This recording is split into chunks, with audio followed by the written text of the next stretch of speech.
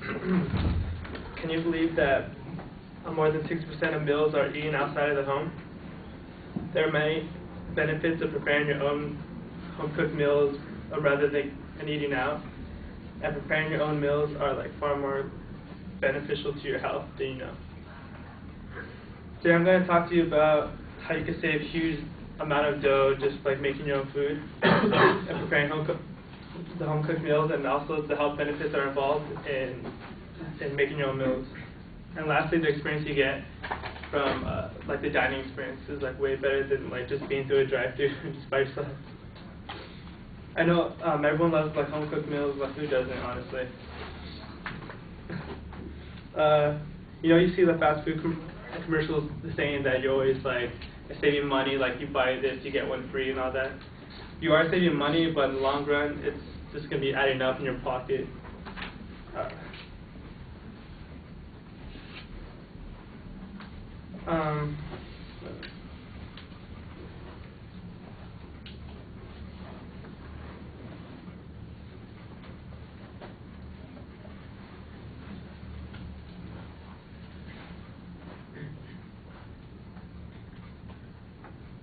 Oh, sorry.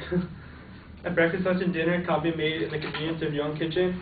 And making your own meals is healthy for you than eating out. And when you're a chef, you know exactly what's like feeding into your food.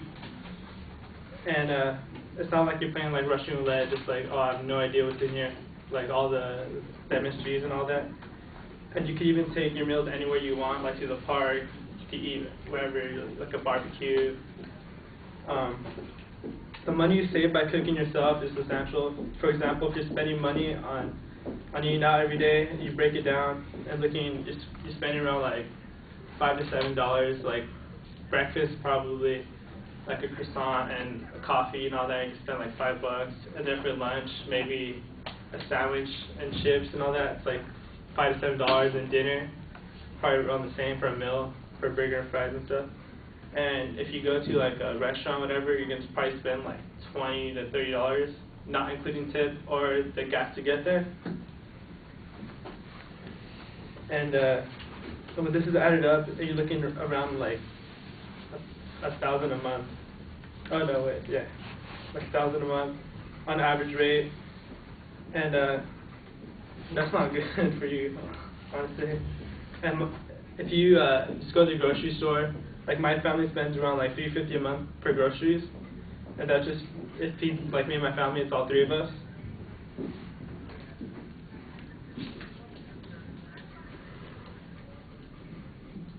And this is like a huge saving for us college students, especially. And this should be enough as leaning towards to make you like want to cook home-cooked meals, but I'm not finished yet.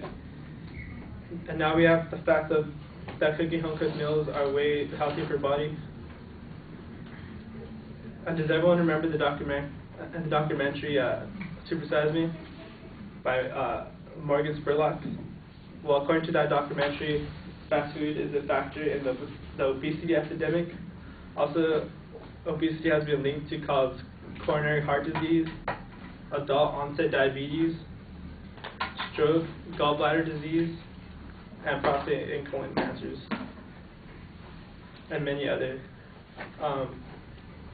And diabetes can take almost about like 17 to 20 years off your life. And 1 in every 3 children born will develop diabetes, and this is a huge sign that we need to start cooking our own like meals for them, because like the Happy Meals and all that aren't cutting it anymore. They're not that happy anymore. I'm not a physician, so I'm not into like as much in the disease, that discourse, but I'm going to try to avoid these diseases as much as I can by not eating out as much. And most nutritionists say that we should eat like a fast food like once every month, if that.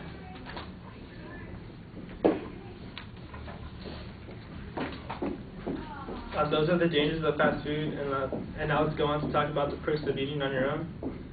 When you're grabbing a bite to eat by yourself in the car, it might be like lonely or something and kind of weird. You just like get a drive-through, you're just gonna handle it quick.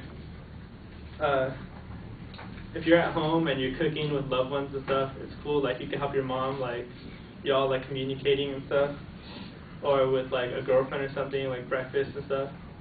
It's way better than just going out and just eating like that. And also not having to dress out if you're going to a restaurant or anything. Like, you can just dress like casual and be the comfort in your own home. And also not having to waste money on gas and traffic and having to worry about who's paying tip or whatever. It's just a way better dining experience for you and everyone else than having to sit through a drive-thru. So today we talked about how to save a bunch of money by cooking home-cooked meals. It's healthier to make your own meals, and being with your family or loved ones and while you're cooking in your meals is a way better experience than say eating out any day. By reducing and eating out, you'll see the dollars stack up, and not only that, you'll also feel like way healthier and feel like you have tons more energy than you had before.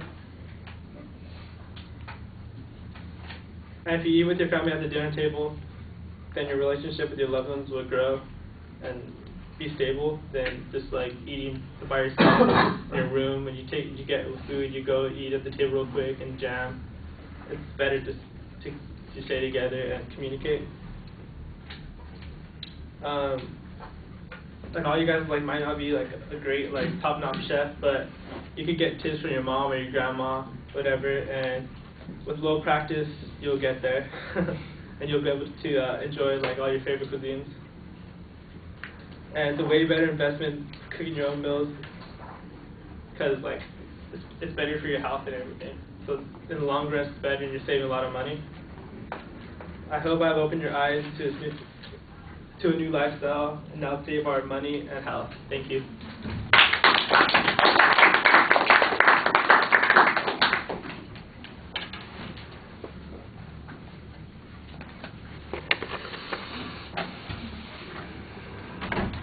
All right, he's not. Okay.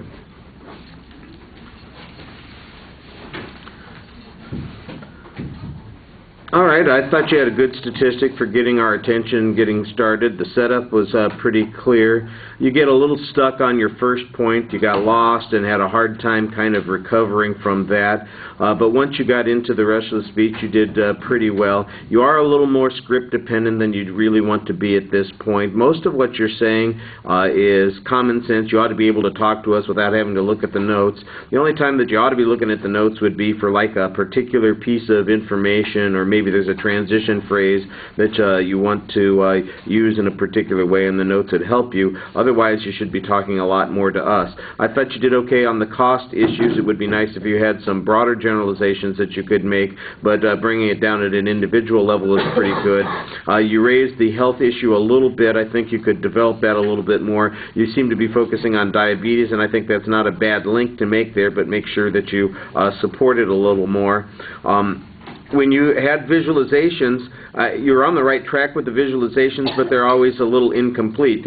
When you go back and watch your speech, you'll see that a lot of your visualizations end up with the phrase "and stuff." And stuff is not a very clear image of what you're talking about. So it's asking us to come up with the filler instead of your providing it. All right, I thought the summary at the end was pretty good, and like I said, except for doing a lot of reading, I think the content was really pretty solid. All right, thank you.